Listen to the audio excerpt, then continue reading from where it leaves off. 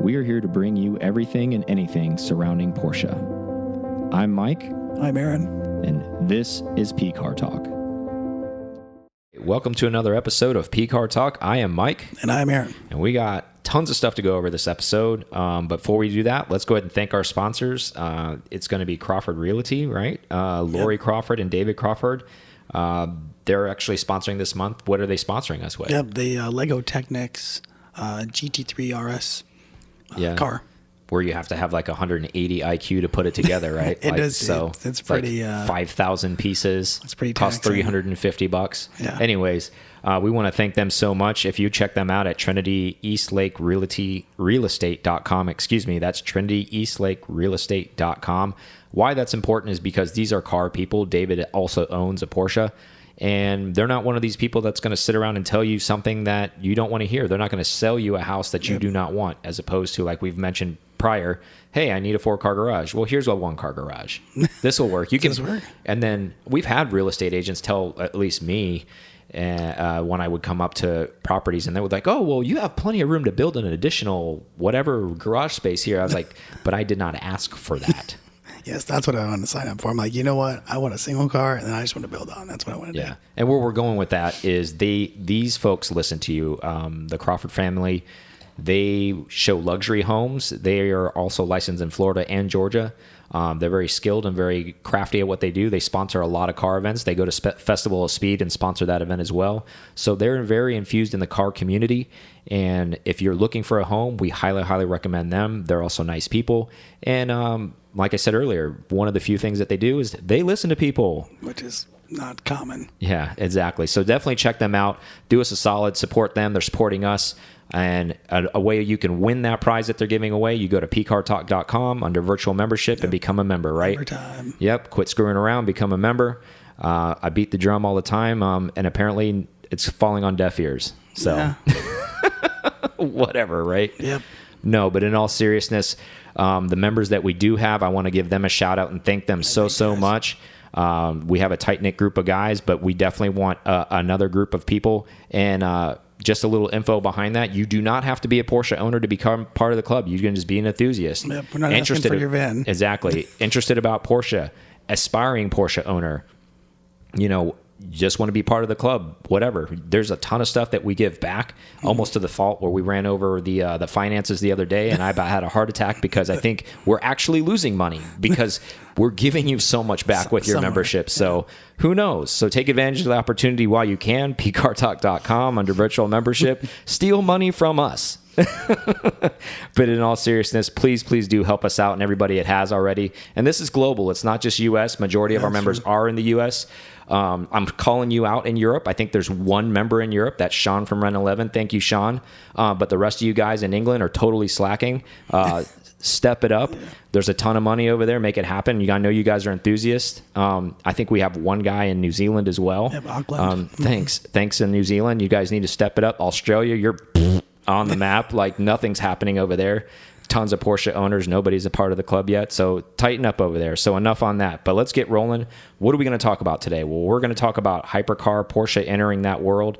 We teased it on another episode a little bit. A lot of people talking about the 992 as far as the horsepower numbers and Porsche fudging them a little bit as far as on the downside. We've been laying off electric cars, but we do need to talk about it a little bit because some stuff has been spotted. So we want to talk about that as well. Take a little bit of break. We're going to hit some listener questions. And then we're going to share, if we have enough time, some interesting Porsche stories Aaron and I maybe have then come up with the top of our head. We have a ton of them, but, a little story session. So let's go ahead and get rolling, right? Let's do it.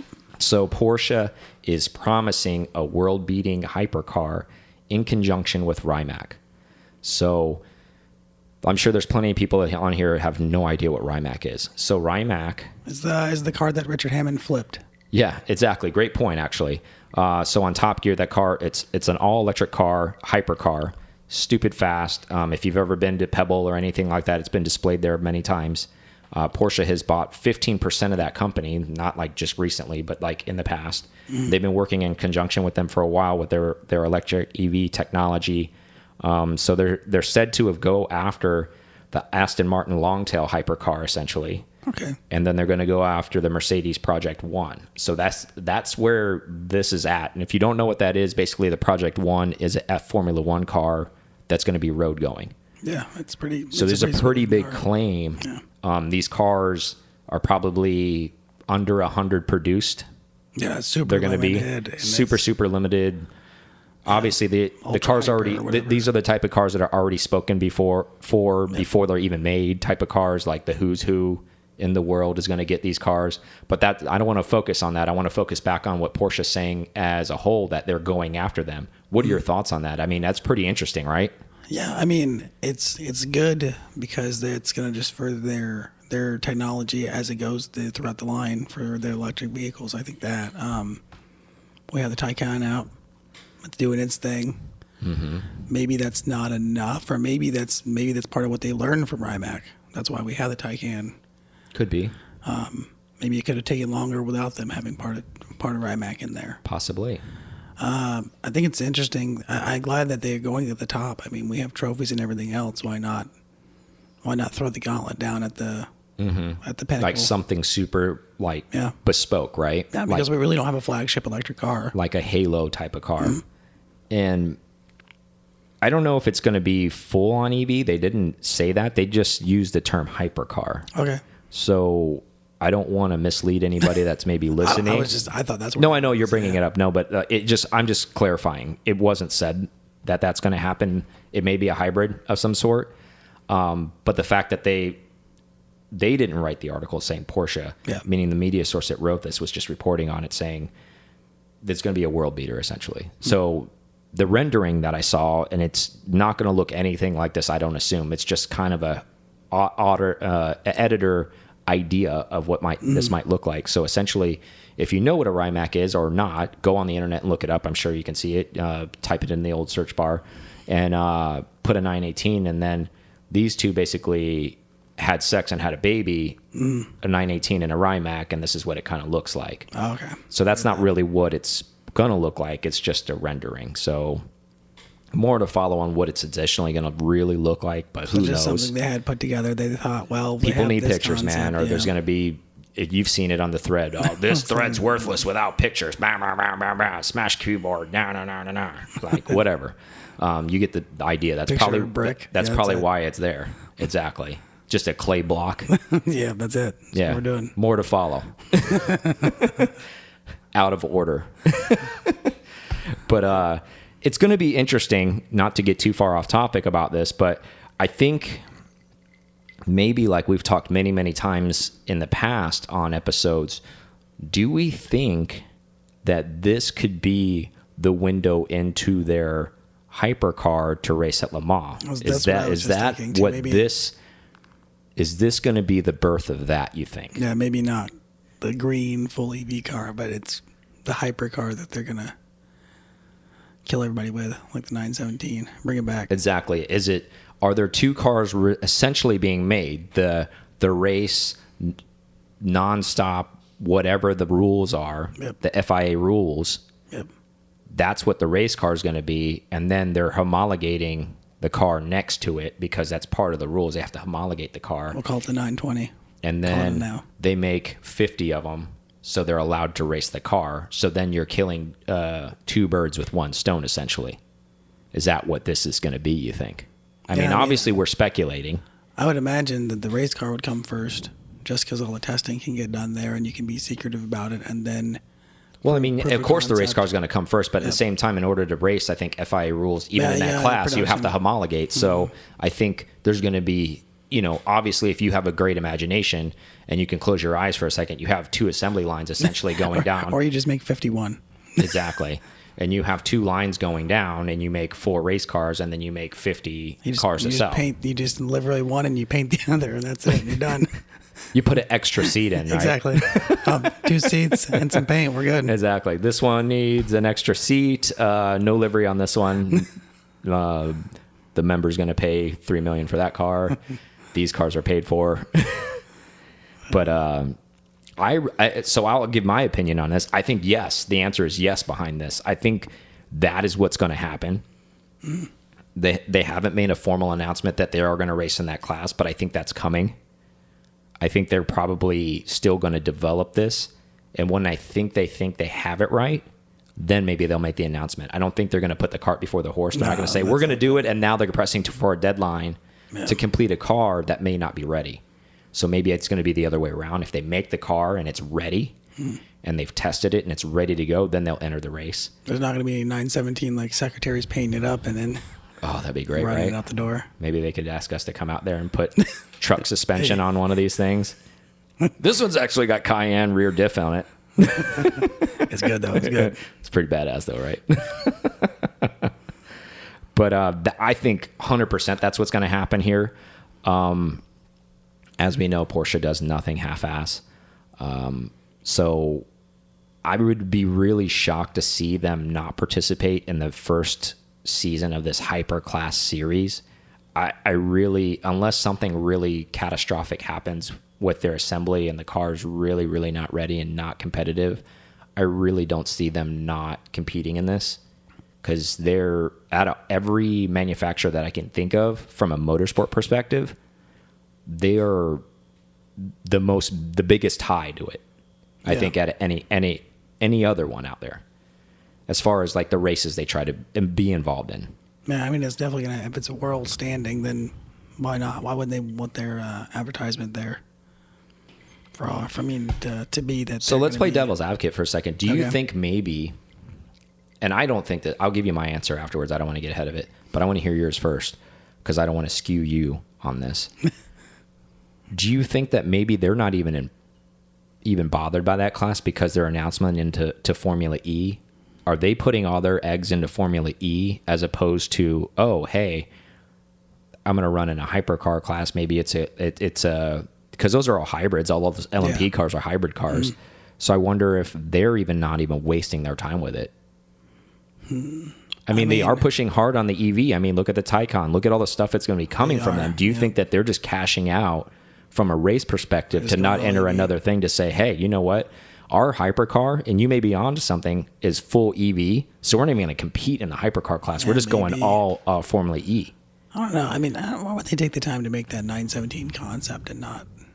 I mean, that's a lot of work for them not to use it. But I mean, it wouldn't be the first time. Yeah, but we're not talking about the same company that they were in the 80s. Like that. Well, no, I mean like that concept they did at the museum, like the newest. No. I know that. And this is what I'm saying is they're not the same. Like you're saying, that takes a lot of time and effort. They have a lot of employees. They have a lot of people on the payroll sitting around. They have a lot of smart people working for them. They need to do something. Could be just a decoy too, like you're like thinking it. They need to do something. Formula E.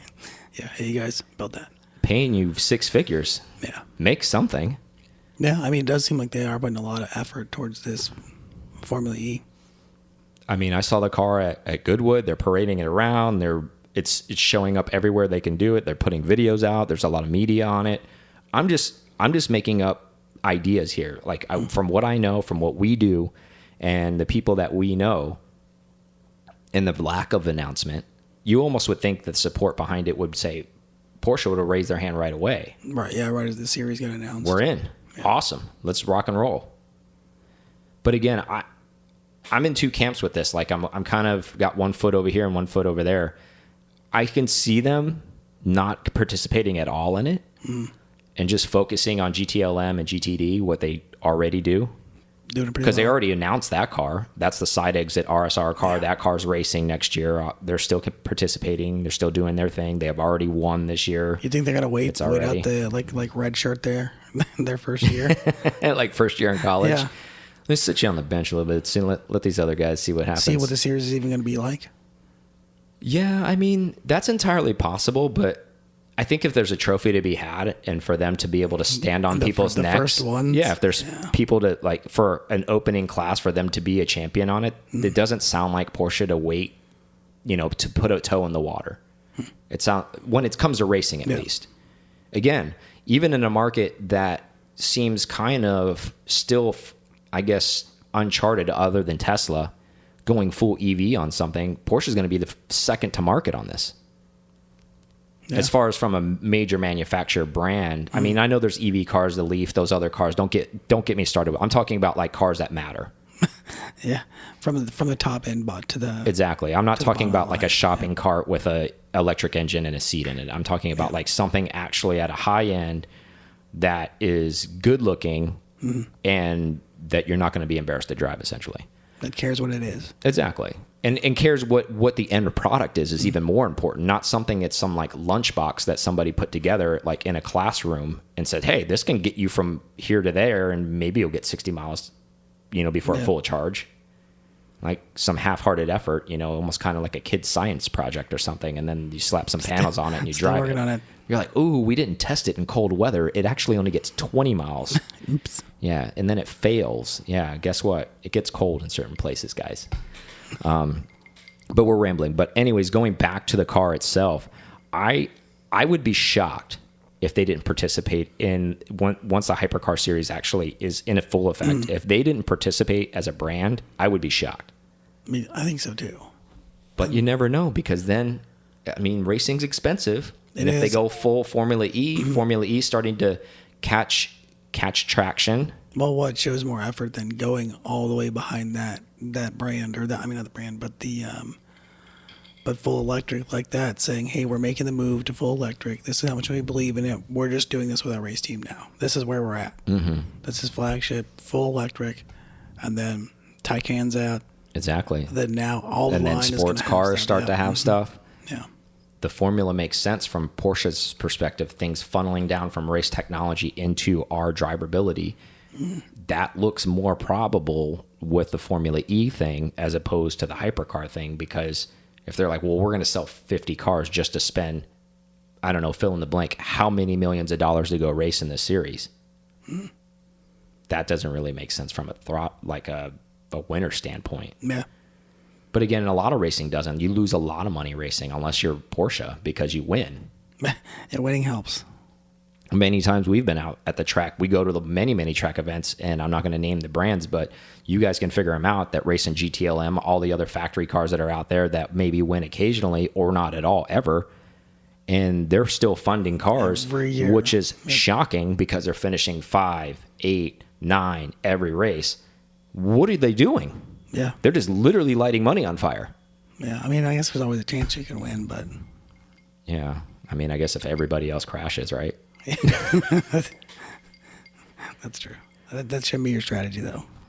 No, but in all seriousness, there's very few dollars to be made racing as far as that goes. Unless you're one of the really successful brands that are out there, and Porsche's obviously one of them. I just thought it was an interesting topic. Yeah. Didn't want to string it out too long, but I just wanted to see what you thought on it.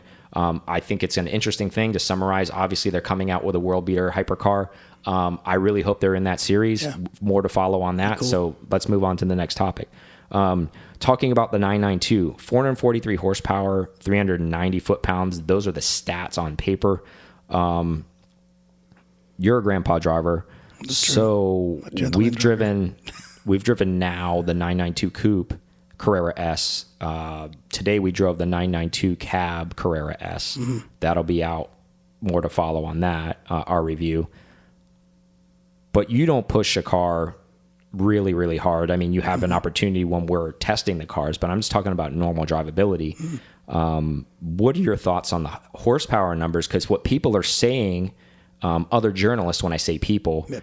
Other people that have tested this car, and I'm not talking about dyno numbers or anything like that, but they're saying that Porsche has underrated these numbers. They think that this car is much more powerful than the stat numbers that are on paper. What are your thoughts on it, since we've driven 2 of them now and we've pushed them pretty hard? I feel like they are quick. I don't know if they're quicker than the numbers say, but I think they're just more capable than past cars. Mm-hmm. They're able to use that 443, if that's the right number. Maybe it is a little bit more. Mm-hmm. But I think it's the ability to use it and be comfortable and confident in it that makes it feel faster. It could be. So to summarize what you're saying for everybody else that may be listening, to cipher what you're saying, it sounds like the power delivery, the drivability, you're getting all of it, as opposed to maybe not being able to maximize the 443. But it seems like you're being able to use every single horsepower. Is that what you're trying to say? Yeah, where it's putting it down. You're not just losing traction when you're getting on it. It's able to. It's getting it. Torque vector. It's Okay. able to do all those things. I can empathize with that. I can see where you're coming from with that. From my driver's seat, that the last time when we drove both of them, I could see that. My personal opinion is I'm kind of in the camp with them. I think the car is underrated because Porsche historically does underrate these cars, and I do think it is underrated. I think it has more power than that. Now this is the claimed crank horsepower. It would be interesting to see somebody to put this on a dyno to see what is really putting down on pavement. Do you feel like that's more of a wheel number and less of a crank number? Maybe not. It's hard to say because I've driven cars that are 700 wheel horsepower. I've driven cars that are 500 wheel horsepower. And then, we've driven this car. I would say this car is probably 4 and some change to the wheel if I had to bet, without a tune, straight out of the factory. I think it's a very, very powerful car. It's very capable. To be fair, too, there is some weight in the car, even in the coupe. The car does weigh some amount of weight. It is not a 2,900-pound car. It is not a 2,800-pound car. Let's be real. This is a 33, 34, 3,500-pound car, depending on what configuration you end up with. At that level, I think. But we've done what makes this car more capable, and these opinions aren't supported by facts as why they think it. It's just kind of like banter as far as at a bar. Like I come to a bar and I say to you, like, that car's way faster than that. Yeah. Okay. And nothing else comes behind it, right? Facts. There's nothing else. Yeah. Like it's more fast. It's way faster than that because nothing and nothing else. Yeah. It's more faster than that because the launch control was sick, or I felt it when we did launch control, or we did a quarter-mile run and it put down way fast. Nothing else comes. It's just an errant statement. Now, with that errant statement, I kind of agree with it because we have launch controlled this car before, and it's very fast. However, with that being said, any Porsche with launch control that's new, that is kind of turbocharged or whatever it's good. They're all good. Mm-hmm. They all launch hard. I mean, even the Macan S, the SUV, launches hard. And I think, what is that? Macan S, 335 horsepower, 340 horsepower, something like that, and it's heavy. That car, even that little peppy thing, moved. It's got a back seat and off-road capability and yada, yada, yada. You get it. But I think maybe that's what's jading some of these journalists or some of these people that so-called have weight to say something about a car. I think that's maybe screwing with their head. Yeah, I mean, it hits hard. It hooks and goes if you're doing launch control. But fortunately for us, we've almost driven all levels of things in the Porsche lineup because obviously we're Porsche specific. So we understand their launch control. Yep. Maybe some of these people that are making these statements, obviously they drive everything. Yeah, maybe they're not that deep in the weeds in it. But I know that it doesn't have as much horsepower as that Turbo S that we drove. That's why I was asking him before about the power, because I wanted to know. I know that people have said this has been maybe underrated, but it's not underrated by 100 horsepower. No, it's not that far off. Yeah. But I mean, it probably, like you said, I think it's closer to this 443 might not be crank. It may be closer to wheel. Yeah. I wouldn't be surprised if somebody out there, and I haven't looked because we don't have time to watch social media stuff, and I'm sure there's somebody on YouTube that's done it already or whatever. You guys can tell us in the comments below and I'm sure you will. If somebody's dynoed one of these things and what the actual dyno numbers are. And then you get into, well, it's a turbo car, and what was the elevation, and how humid was it that day, and how hot was it, and was the turbos, was there turbo heat, and was it a Mustang dyno, and was it then you get into a whole nother gamut of crap talking about that stuff. I think at the end of the day, on a fair dyno, on a fair temp, all that kind of stuff on a first run, I bet this car dynos over 400 to the wheel. But to be fair, there's not a lot of parasitic loss because it's a rear engine car. So you don't have a drive shaft transferring from a front engine to a rear. So there's not as much parasitic loss overall in any Porsche, not this one specifically, but anything that's dynoed from Porsche. It's not the standard 15% parasitic loss. It's more like 7% or 8%. It's almost half. So to be fair, maybe if you do 7% on that, I mean, that number's probably pretty accurate. 410, 415. There you are. And so maybe that's why they think it feels faster than it really is. So either way, it's to put it to bed, it's fast. Yes. And we've spent multiple hours in a coupe, multiple hours in the cab, and they're both fast. Let's put it that way. So I just think it's interesting. Do you agree with it? And to close out on this topic before we move on, do you agree with the fact that at Porsche as a whole, and they're historic for this, and this is what I'm talking about, like present and past, that they kind of lowball their horsepower numbers and the car ends up producing more? Do you kind of agree with that, or do you not like that? I think I agree with it. And I would almost say it maybe for insurance purposes at some level. I don't know about that. I mean, especially in the horsepower wars nowadays, somebody who's in the insurance industry can maybe chime in on that, but I don't know if you get underwritten on if the car has really 450 horsepower as opposed to 443, or, you get the point. I don't know if it's insurance. I think it's more of kind of cover your own ass. I think it's, under promise and over deliver. Yeah, that's what I think it is. That, and I mean, because if you get in, say you're in the UAE and it's 130 degrees outside, you still get 400 and something horsepower out exactly. of it. So I'd say it's a number that relates probably worldwide, not just exactly and climate dependent. And then I think the German way, I think it goes back to, again, being more understated, and instead of lying, they'd rather be like, oh, yeah, we said 443, but yeah, the car really has 480. Yeah. It's almost kind of an Easter egg. Well, there you go. Congratulations. Your car produces more. Who's going to be upset about that? No. But if you rewind it and say my car produces 480 and then it dynos at 390, you're going to be like, I was cheated. Exactly. Yeah. So I think it may be that theory. I agree with it. My answer is I agree with it. Be more conservative, but then produce a monster. Yeah. Because, you have all this water cooler talk about, like, these people sit around, and you know what I'm talking about, the American, like, the old muscle cars and the New Balances, and, oh, yeah, that car, that Z06 right there, got about 700 and something horsepower. Yeah, gets me to Dunkin' Donuts pretty fast. But you get my point. Yep. Anyways, so moving on from that topic, I think it's just a stat war is what I was getting at. Yeah, I think so too. So I've been trying to not bring this up, but I cannot not bring it up because unfortunately it's the world that we live in.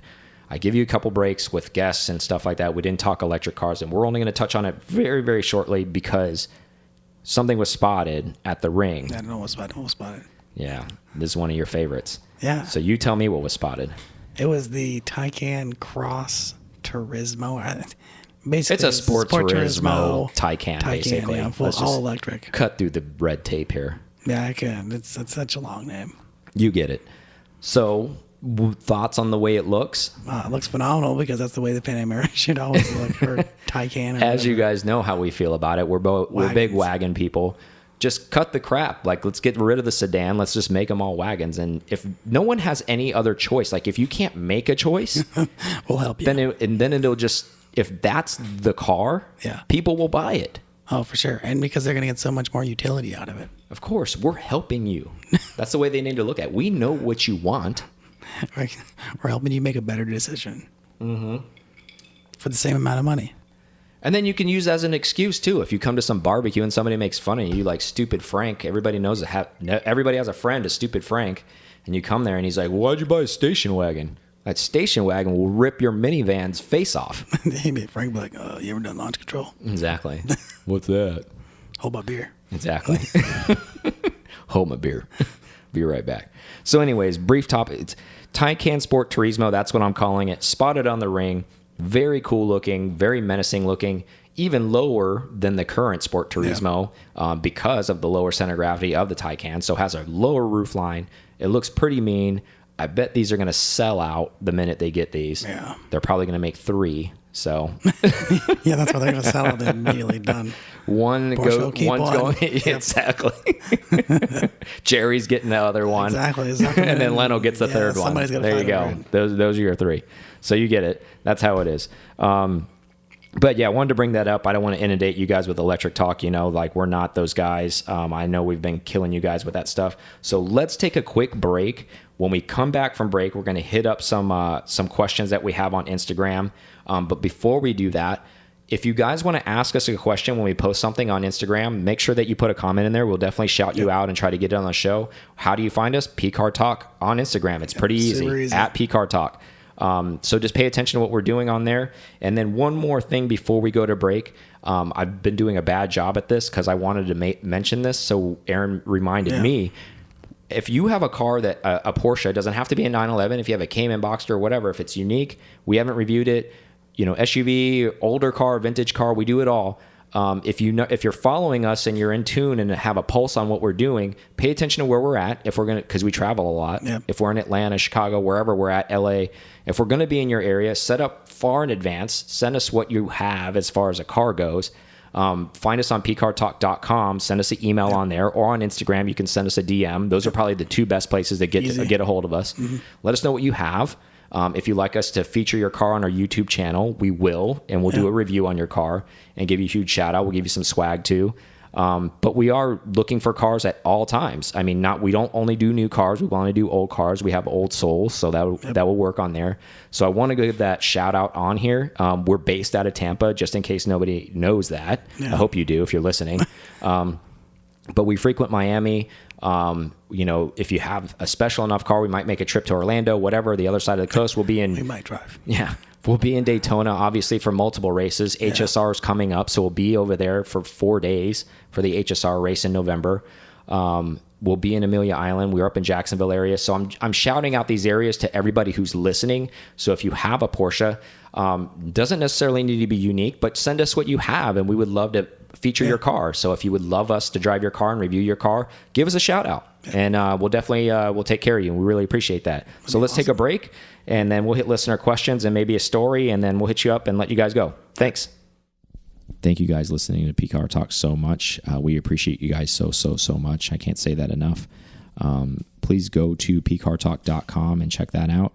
We have a virtual membership on there. We are on there on Tuesdays meeting with you guys. Become a virtual member. We would solely appreciate that so much. Also check us out on YouTube. We release videos on Mondays, Thursdays, and Fridays. Help support the channel. Everything we're doing is trying to bring the community closer together. We definitely appreciate that. Also, when you go onto YouTube, you know, if you could subscribe, maybe pass it along, make a comment, we really appreciate that. Again, circling back to pcartalk.com, there is a newsletter created on there.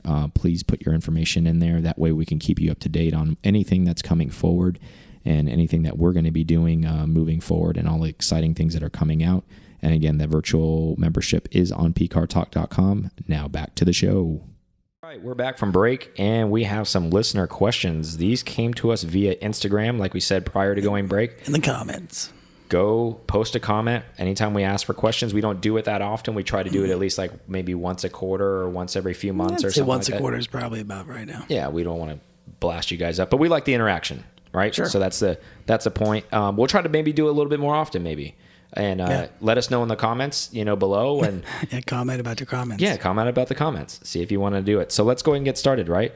So this guy, wacko, Mike964_61 writes, I will start. When is Aaron shaving his beard off? Who is that guy? I'm going to play the fifth. Plead the fifth. Okay, so no answer. Awesome. This is going very well. That's super quick. Okay. So next question, our good buddies, Ryan, the Ryans, Jay and Nicole Ryan, Porsche Life 111. What motivated you to start doing PCAR Talk? Great question. I'll let you talk about it since I'm always flapping. Yeah, you do talk a little bit. Yeah, I do.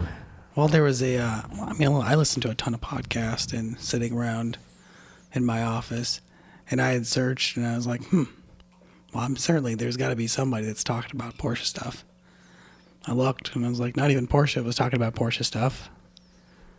And then I figured, I'd met Mike, I don't know, maybe a month or two. I mean, it wasn't long, maybe 2 months or so. And then we kind of started talking more often and seeing each other at Cars and Coffee. And I was like, hey, what do you think about starting a Porsche podcast? Not knowing what it was going to turn into. Yeah. And then he kind of was like, well, yeah, that'd be kind of cool. And then I made the Instagram and then started posting, and then we decided to give it a shot. The rest is history. Now we're in debt. kind of how being charged happened. monthly, getting inundated. No, but in all seriousness, to piggyback on what Aaron was saying, I think he said it pretty well. That conversation went a lot like what he said. I was sitting in my office one day at work, and I always have a podcast going on in the background. And no offense to anybody who enjoys these shows, and I'm not trying to be offensive, and sorry, not sorry.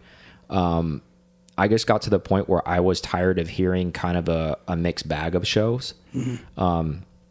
And I won't name them by name, but there were people who touched on the topic of Porsche, mm-hmm. and then they talked about something else. And I understand why that they're doing it. So that's why I'm not speaking ill of any of those shows. Mm-hmm. But it came to the point where I, as a Porsche kind of nut, and I'll throw myself on the sword, I knew there was people like me out there because I had met many people like that out there going to the shows and going to races that really just wanted, if they were going to devote an hour or 45 minutes to a show, they wanted to hear something about they were passionate about only. Yeah. So instead of trying to do a mixed bag show, we wanted to hone in on something like that. And to be fair, there wasn't really anything, like Aaron said, anybody who was providing specifically that, all the way from a race perspective to a shop perspective, maybe doing car reviews, talking about the news itself. So or just all Porsches in general too. Yeah, that's what I meant. Like when I say all those things, like as far as just like focusing only on that, and anybody who's in that world alone. It's kind of a challenging feat because obviously you're doing a niche brand, but at the same time, the people that are listening know this. Porsche is actually very large as far as what it has to offer. And you can really get into the weeds because there's a lot of history. Mm. So we figured from a success standpoint, it would never have a shortage of stories. And that's kind of what we wanted to, like, it's kind of twofold. We want to give you guys the news. We want to give you the updates of what's going on. And we also want to share stories from people in the Porsche world. Yeah. So that's kind of what it evolved into, and that's where we're at now. And I think it's kind of a good tap dance balance of what's going on. Is sometimes we bring a guest on, we talk about something motorsport, we talk about somebody's story, and then you get a little bit of history, then you get a little bit of current stuff that's going on. So that's the whole why behind it. Does that sound about right? Yeah, that's pretty much, that sums a lot of it up. There was a gap in the market that we felt wasn't being provided, and we thought we could provide it just because of the people that we kind of knew and the people, and it's really been fortunate enough for us, for the people that we've gotten to know too. Yeah, that's a great point too. So everybody has been very, very open, and we really appreciate everybody out there, and many shout outs are due. Don't want to do that and turn this into that.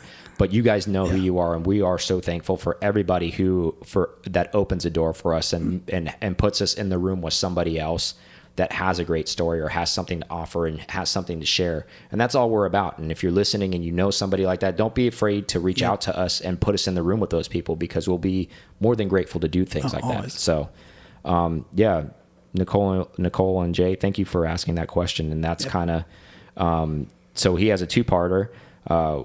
What was doing the show helped you learn about ourselves? This is a good one. I need to talk louder.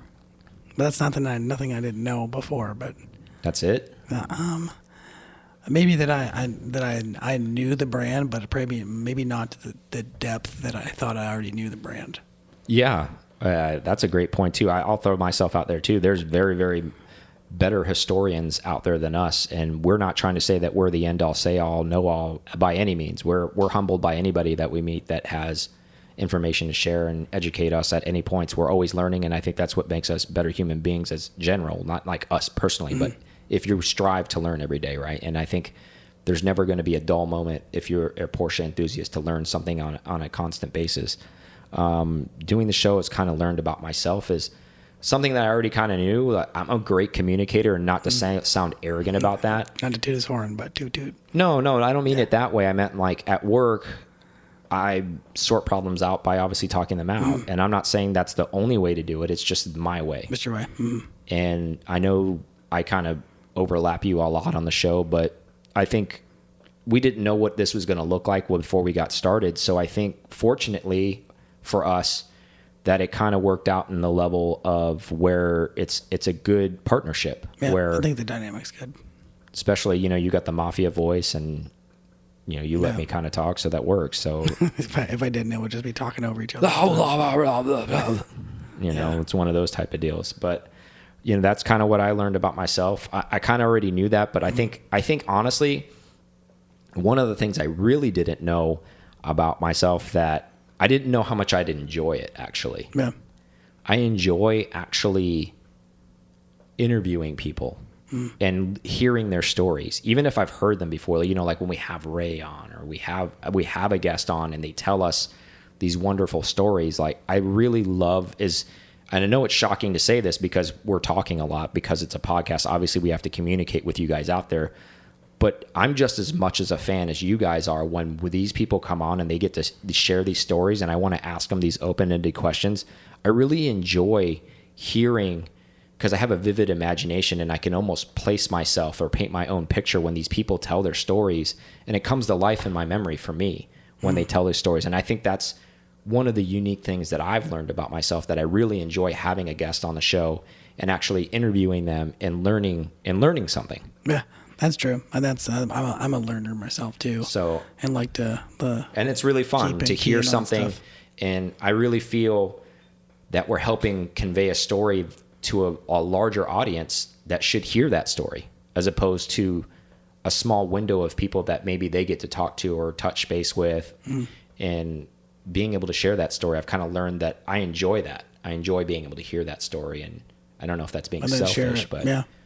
But that's one thing I learned. I didn't know that I would like that, but I do really like that. That's one of my favorite parts about doing the show, actually. So next question, and thank you again, Jay and Nicole, for writing in on that. If you guys haven't checked them out, definitely do that. They're on YouTube. They run a great show. They always have great guests on there. They're expert interviewers, and they get a lot of information out of people. So definitely shout them out, check them out. They're great people. Good. So next question, RVA911. What about a working list of Porsche events around the country, so I could say to, hey, wife, let's go on vacay in X location. Oh, by the way, let's spend a day at this event. Be nice if it was an organized date, location, and what country it's in. If we go to it, then it's worth going to. No, I think it's a great question. No, it's a good. I don't know that anybody's really done that. No, and I think I thought about this question when I first saw it. It's a great idea. I think what we could do is sit down, and again, it's opinion based, so it's going to be our opinion, and it's not necessarily right or wrong. But what we could do is put it on our website. And another thing we could do too, we have a newsletter. If you want to go onto the website and join the newsletter, what we could end up doing is just sending it out in a newsletter. Yeah, if it's that month, we could just make sure as a reminder, and you could see it, and it can just be the running list for the annual year, and not necessarily, like Aaron and I said, like not necessarily the ones that we go to, because there are some that we don't end up making it to that are great. A ton. So I think that's a great idea. Thank you for that suggestion. We can try to work on that this winter and try to maybe get that out for 2020. So I encourage everybody who's listening, if you want to be a part of that, join the newsletter, and then maybe we can send it out that way. Yeah, and then also let us know of events, because we don't know everything. I mean, you can only search so much. Mm-hmm. So if you think there's something that's worthy, then just email us at pcartalk@gmail.com. Yep. And let us know. Absolutely. Thanks for the question. JG_4473, events and things to do in the winter for those of us that have to park our cars due to snow and ice, i.e. sim racing, ? I don't know. I guess Porsche, the PCA was doing that. Fly out challenge. of your location. Yeah, doing that sim racing challenge, but I don't know, I'm sure that's ended by now. Yeah. I mean, depends on when winter is. If it's still in February, then there's a good event here in Florida. But there's. Well, here's another thing that I was thinking of, like the ones that have to park their cars, and I think this is, and I'm not trying to spin this because, I'm not trying to spin this for an embarking on a membership. So, but don't take me for that. But I was going to say is the whole goal ultimately, like obviously we're still new with that, but to have members, and if you're a member in the location, maybe the members that live, i.e., let's just say you guys live in Toronto.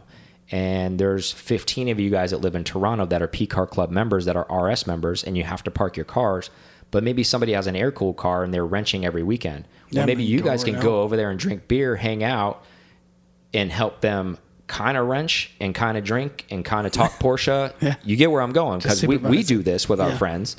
down in Florida, even when it's warm and we don't get to drive. But, there's those nights in the garage that you spend with friends and you do that. I would highly recommend that. If you don't have anybody in your area, there are people there, trust me. And our goal is to eventually grow this to the point where everybody in your area that maybe is a PCAR Club member. So more to follow on that. So I would say maybe for the time being, I mean, we have a board essentially where you can reach out to each other. You can come on the website. We have an Instagram page. If you have one of these things, if you have a location, DM us. And maybe we can do kind of like kind of a grassroots kind of like get together for your area, so you can start to meet people and start to get together. And because you should know the people in your backyard or even in your immediate area that are Porsche people anyhow, especially when you can't make it to the events to fly out. So macro level, I would say back to what Aaron was saying, if you live in a cold area, there's a lot of events that happen in warm areas during those cold times, i.e. Rolex 24 happens in January in Florida, at Daytona. The few weeks after that, you're looking at DRT in Miami. A few weeks after that, you're looking at Amelia Island. So there are events happening in warm areas. Unfortunately, you may have to travel to some of them, but we know people that travel all over the world to come to these events to get out of. It's an excuse to get out of the cold. It's an excuse to go talk to Porsche people. It's an excuse to see racing. It's an excuse to see other people that are in the industry. Sure. And what we say all the time is you have to be present to start to meet some of these folks.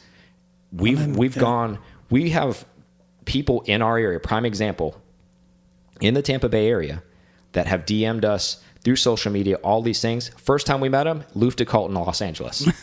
So we had to fly to Los Angeles. Then we met them in Los Angeles, but they live 7 miles from us here in Tampa Bay.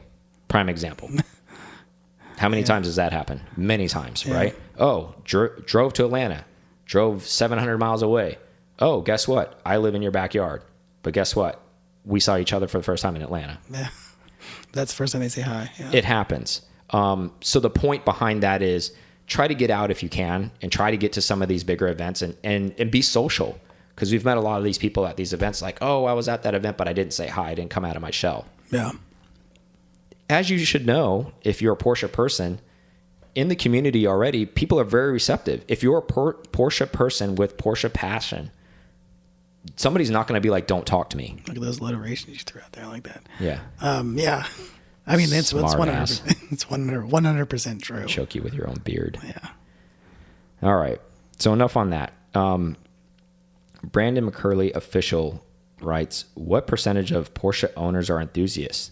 I say less than 5%, he says. Well, it's hard to quantify that number, but it's nice. It's a nice exercise. So let's play this game. What do you think? I think 5% is low. I would say it's probably a 7. First of all, let's rewind. Okay. Let's dissect this question for a little bit. Let's dissect enthusiast first. I was just about to say that. Okay, so enthusiast. What classifies as an enthusiast? Something more than just using it as your daily, more than it's a utility. I think that would, like you're doing. Do you have to have so many? How many Porsche T-shirts do you have to be? Exactly. 35. How much Porsche paraphernalia do you have to own to become considered an enthusiast? Are you going to the racetrack? I mean, I don't know that counts. Are you doing cars and coffee? Are you meeting up with your buddies? I mean, I think any time if you're, driving outside of the normal work day, I think that's enthusiast. Yeah, I agree with that. I think there's a culmination of it, right? I think if you own a car, a Porsche car, even if you daily it, I'm okay with that. I don't think it's that, but I think it has to go to the next level, right? You don't necessarily have to attend the races, although that would be good for obviously therapeutic reasons to meet other people and get out of your shell or whatever. But I understand if you can't make it for work or family reasons. If you're watching IMSA racing, at least at home, and you're paying attention to when the races are happening, and you're paying attention to what Porsche's doing as a brand, and you're in tune with the past and the present, I think that's what classifies you as an enthusiast. If you're educated enough about, I'm not saying you have to know every model. I'm not saying you have to know what's in every car, because obviously we're obsessed when we're clearly doing this. But I'm saying you have to be able to speak on a term as far as like if you are a Porsche person or claim to be a Porsche enthusiast, and I approach you and I don't know, you say, let's say you have a modern water-cooled 911. I won't even pick the genre, but I'm like, yeah, I have a 964. If you don't even know what that is, that's a problem. Or I have a 993, or, oh, my buddy's got a, like, oh, is that a 911? If that's the next question out of your mouth, I don't know if you're an enthusiast. Because I think you have to know the past and the present. In my opinion, I'm not saying it's right or wrong. I'm just saying, like, you need to know. The full, maybe not the full history, but exactly. You need to know why your car is what it is. And if you don't know where you came from. So, okay, so that's one. So that's enthusiast. Now let's go back to percentages. He's saying he thinks less than 5%. Now does that seem accurate or no? It may seem, yeah. I still think it's low. I think it's probably, I'll still say it's probably an 80-20. Well, to go back to what Brandon was saying, because he is a member of ours, from a percentage standpoint, if as far as like membership goes and things like that, that conversion rate, as far as our downloads go, whoever listens to us, that's less than 5%. So maybe he's accurate when it comes to that. He's spot on. And like those are everybody who's a member are real enthusiasts. Yeah. So shout out to the real enthusiasts. But in all seriousness, I mean, that number isn't too far off. Plus or minus 2 SD, he's probably right on. Maybe 7% on the high side. 2 standard deviation over there. Come on, man. I'm a numbers guy. You know how this works. But in all seriousness, maybe it's higher. I mean, let's give them even more. I mean, I think if we're thinking worldwide numbers, it's probably realistically maybe 15%. Yeah. Maybe 15%. Yeah. So that's times 3. And that's people watching racing. And I know there's a lot more. There's a huger, I don't know if that's more huge conglomerate of people, even though that there's a lot of members in the U.S. But as we know, we have met many people that are members of clubs that still don't know their right hand from their left hand. So just because you're a member of a club doesn't make you an enthusiast. So that's that. But great question. Thank you for submitting. 996_swag asks a question of, have you been to a Turkish prison? I don't know what that means. Like, I guess I'm out of tune because that question gets asked often and people think they're funny when they ask that question. So can you enlighten me? Does that mean something specific? I was going to look it up and I didn't look it up either. I'm sure there's some urban, like you can look it up. No, I haven't. So have you? No, not that I know of. Yeah. I don't know if that means that you're some type of degenerate or if that's some type of sexual innuendo. I don't know what that means. So thrown out the window, I guess, for maturity and age. I don't know. That one, I'm not sure. Whatever. Next question. Duo 2A3. How do I make my 991.1 driving close to air-cooled driving experiences possible? Interesting. Well, that's going to take buying an air-cooled car. I don't know. I mean... I'll lead and let you think. I think what's required. I know there was a laugh there, so I don't think he's going to do all this. But it was a funny question. But it's a nice exercise. In order to do that, you would have to dismantle everything that makes that a pleasurable ride to experience an air-cooled experience in that to level make it of more car. raw, to get it raw. All the sound deadening out of the car, all the back seats out of the car. Probably put some Recaros in it. Take the cushy seats out of it. I mean, basically make the car a lot worse. Yeah. And take all of the stuff out of it. Probably take the PASM out of the car. Yeah. Go like polyurethane bushings. Make it really, really. I mean, like really rough, stiff and unadjustable. Like, and then you're going to get an air-cooled experience. That's what you're going to get, basically.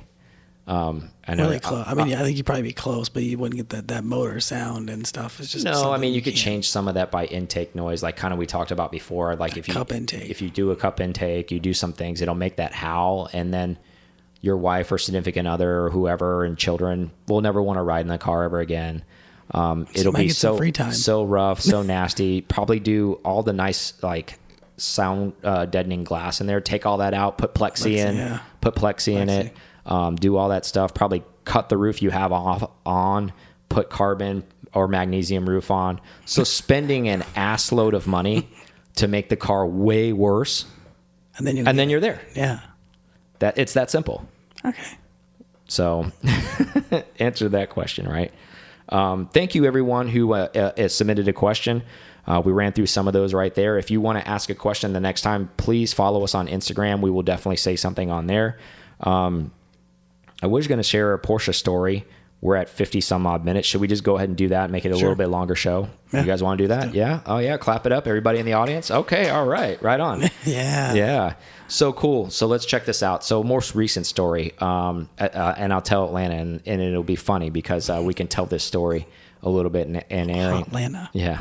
God, no one calls it that, right? Is that what you told me earlier? Yeah. So we're there. I think it was Friday night. Yeah. Yeah, it was Friday night because the race was the next day. So Friday night, we're at the Chateau. I don't want to say after hours, but it was after hours. So everybody's there just having a drink after getting ready for the race, I guess, tomorrow, the next day.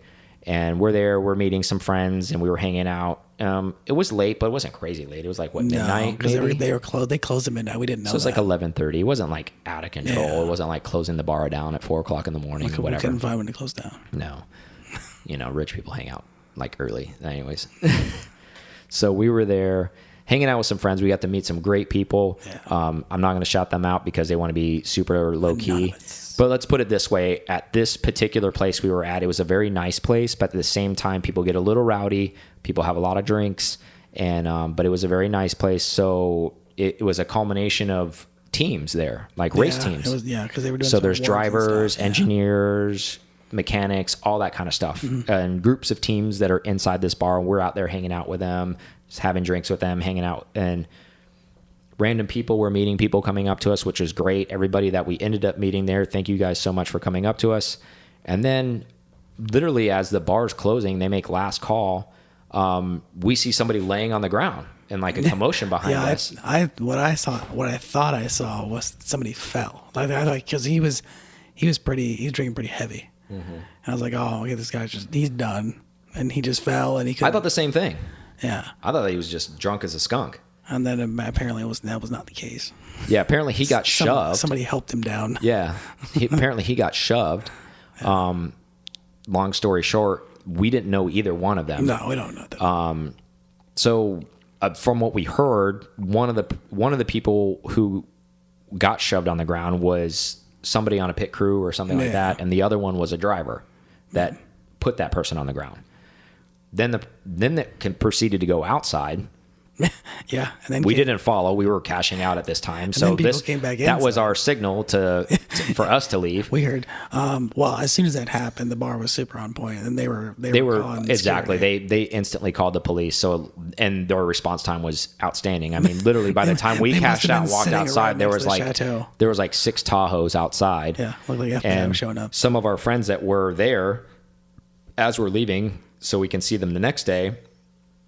He came up to the car and I was like, what happened in there? And he's like, I don't know. I got roped into the fight and da-da-da-da-da. And I was like, oh my God, it's like college all over again. We're out of here. And we're actually leaving. And I was like, all right, well, I'll see you at the track tomorrow. I don't know what you guys are doing. But anyways, you guys know who you are. That was an interesting little tale that happened. Continuing on. So we ended up camping at the campgrounds for the race. There was some rain expected Saturday night. So Aaron and I had the bright idea because he bought the 15-person tent, which is the size of like 18 by 18 living room. So it was quite a chore to put it up. It was kind of tough to find an entire square space of level ground to keep this on. So we were kind of sleeping at an incline the first night. And by of an incline, it was like a 15-degree grade or something. Like on a slip and slide in the middle of the night, sliding down the hill. But anyways. I won. So we didn't want to be putting away a tent on a Sunday morning in the rain because it was calling for rain. So we put it away before the sun went down Saturday night, and we were just like, hey, we'll just sleep in the car. We'll rough it. Yeah. That's right. Us two slept in his 911. So thankfully we did, though, because it did rain. Yeah. But needless to say, the couple of the guys that we ended up going out with, they were still wanting to have a good time. Even though we came back, it was like 1. They were out. We were beat. Yeah. Tired because we were walking around all day. We were meeting with tons of people all day. We were up and down the hill. I mean, if you've ever been to a race, an endurance race, and especially for more than just that day, and you don't live in the area, especially to add on the 2 hours of sleep we had the night before on the crap ground we ended up sleeping in. Yeah. So I'm painting a picture for you. So we're there. That's great. And yeah, it was awesome. So we sleep in the car. I say sleep loosely because it wasn't that. So like we're kind of passed out. We weren't drunk. We were just exhausted. So we get up. Obviously, we've been eating track food. We've been drinking whiskey, bourbon, whatever that we can get our hands on. Like, we're just animals. And then we end up embarking on our road home at like 6 a.m. Sunday morning after like a couple hours of sleep in the car. So, I mean, I don't feel bad. I'm just exhausted. So I'm in and out of sleep. Aaron's driving, thankfully. We're headed down the road. And if you can imagine this, and I'm sure a lot of you guys have been on these road trips where you kind of fall asleep for like an hour and a half and you kind of wake up and you're somewhere else. So that was kind of happening. We're back on the road and we're fine. And then like I find myself one of these times like waking up and we're pulling off into an exit. And I'm like, what the hell are we doing here? So of course, what are we doing? Aaron's looking for coffee. I'm like, are you freaking kidding me, dude? Like we're 8.5 hour drive and he's hunting a Starbucks in the middle of nowhere, Georgia. It took miles, actually. Well, that wasn't miles to find it off the exit, but it was miles. It was like to get to a it. 30-minute stop to just get a coffee. It was way longer than we intended. I didn't get to make a decision. You made a decision. So that happens. I was going to get coffee for Mike too, but he didn't want any. No, of course not. I don't drink coffee. So we're on our way home and I'm like, at this point I'm awake now because I'm like, what the hell are you doing, man? Do you want to get home today? Like Yeah, he was on about getting home. He's tired. I was exhausted. So like in the last 48 hours, I think I was running on 4.5 hours of sleep. So sleep like deprived. Yeah. One shower in between that. Oh boy, that was Stomach full of like digested liquor. Yeah. Just ready to go home. And lots of meanwhile, noodles, Aaron's too. hunting around in the middle of nowhere, Georgia for Starbucks. Like you could understand the fuming anger that's happening in the passenger seat. And I'm just like, dude. Not to mention like when you were trying to get home or we're trying to get back to I think we're trying to get back so we could go to bed from the bar fight. Oh, dude. Was like I went to get gas. gas. It wasn't that night. It was the night that we slept in the car. Yeah. Oh, that happened. The other night. Okay. So Aaron has this thing. I know him well enough. He doesn't like openly say it, but he always hunts down Shell stations. That's fine. I know why he does this. But anyways, so we do these cockamamie U-turns to try to get into this place, and then we get there, and he gets there, and then the damn pump's closed. Okay, then we leave there. He needs to get gas at this next place. Oh, he tries to make a U-turn. He doesn't. So we have to drive half a mile down the road, pull another U-turn, come into this place, and it's just like, it's one thing after another. And then that one also wasn't on for some reason. I don't remember what it was. He's like one choke slam away from just like, I'm just like, dude, what are you doing, man? Like, his brain's not working and he's tired, but he needs gas. So he's like a zombie, just kind of like driving around. I'm half dead in the passenger seat, but I'm alert because I want to kill something. So needless to say, that's our Atlanta Porsche story. It's behind the scenes. The behind the scenes of Aaron and Mike almost killing each other story. I mean, we weren't as cool as our friends that just left their tent. No. Well, Aaron had bought the living room tent, so he didn't want to leave that behind. The luxury. Yeah, so we couldn't leave that behind. It was kind of an eyesore. But just wanted to share that story. I know we have a lot of Porsche stories, and we kind of keep them wrapped up. And I think we're going to try to share some of those here and there occasionally because a lot of funny stuff happens when we're on the road. And I hope you guys enjoyed that one. More to follow on that. Like I said, we go to a lot of places and a lot of weird things end up happening, and we just kind of catalog it and put it away. But sometimes when we have an opportunity, we'll go ahead and bring it up. But before we close out, I want to go ahead and push it one more time. Please go to pcartalk.com under virtual membership. Please, please, please become a member. We need you guys to become a member so we can share more stories like this. Yeah. So someday, maybe I'm driving and he's sleeping, and I'll hit him like jackass with an electric razor and shave that stupid thing off his face. No, I don't want to shave the whole thing. I actually just want to shave a stripe in it and then see what you end up doing. Like, because now the decision is on you. So it won't be me shaving it. It'll be you shaving it. I just shaved a part of it. So needless to say, please become a member. We could use your help. You get a ton back from us. You get eligible for the giveaways, and you're helping a good cause. Help those that are providing something that you love. Help me, help you. Exactly. No, but in all seriousness, we are providing a service. Please look at it that way. And if you enjoy it, please help the cause, right? Yeah. So we'll see you guys on the next one. We love you guys. We're out. All right, see you. Thank you so much for listening to this episode of PCAR Talk. Connect with us on Instagram at PCAR Talk or online at pcartalk.com.